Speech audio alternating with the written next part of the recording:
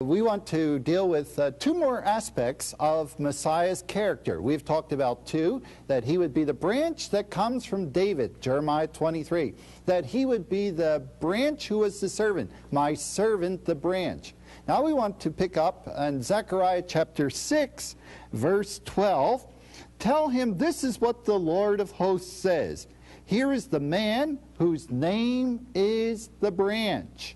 And he will branch out of his place and build the temple of the Lord. It is he who will build the temple of the Lord, and he will be clothed with majesty and will sit and rule on his throne, and he will be a priest on his throne. Wow, here we have priest and king, but a priest who's on a throne, and one who is said to be the man whose name is branch. Now, branch is clearly divine. It is messianic. It is out of this world. It is out of the realm of mortals. And yet he's called a man. This stands as a great stumbling block, and many say, I don't understand it.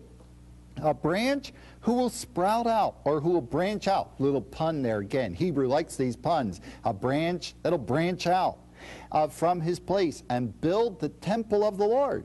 And then it is he who will build the temple of the Lord, and he will sit in majesty and rule and reign as king and as priest. Luke's gospel also is the one that concentrated, I think, on this very aspect of the character of Messiah. He is 100% man.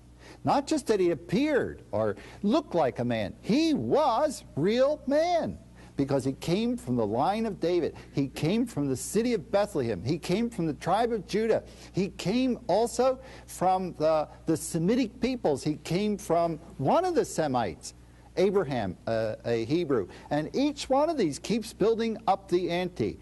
How many of these do you have to have before you're convinced? The evidence just keeps piling, piling, piling, piling, piling, and there's no contradictory evidence. It's all piled on one side. Say, you ought to put your trust in this one who is God's Messiah, for he fits the bill and fits it very well. There's one more text, and that's from Isaiah, a fourth aspect, and that's Isaiah, the great prophet, chapter 4. Isaiah, I think, gives to us the last great picture, and that is that this is the branch of the Lord. Isaiah 4:2. He says, in that day, the branch of the Lord. The branch who has his source. I'm understanding of here in the sense of genitive of source. The branch of the Lord will be beautiful and glorious, and the fruit of the land will be the pride and glory of the survivors of Israel. And then he goes on to speak of those who are left in Zion and who remain in those days in Jerusalem will be called holy, all who are recorded among the living in Jerusalem. What a day that will be. Again, one more time, in that day, in those days.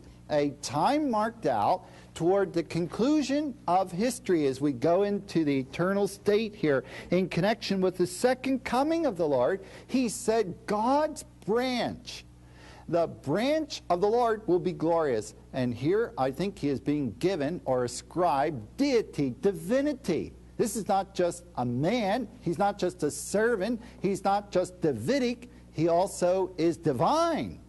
And that, I think, is the great picture that the gospel writer John picked up.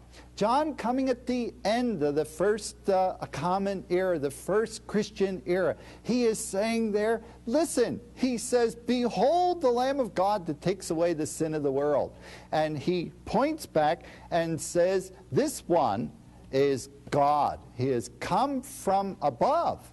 And I think he has in mind this theme, the branch out of or from the Lord, who will be beautiful and glorious in that day. Four aspects of Messiah's character: Davidic, servant, and man, and divine, found in these four passages, which I think are potent aspects, showing us the characteristics, the personality, the nature of the person who is to come.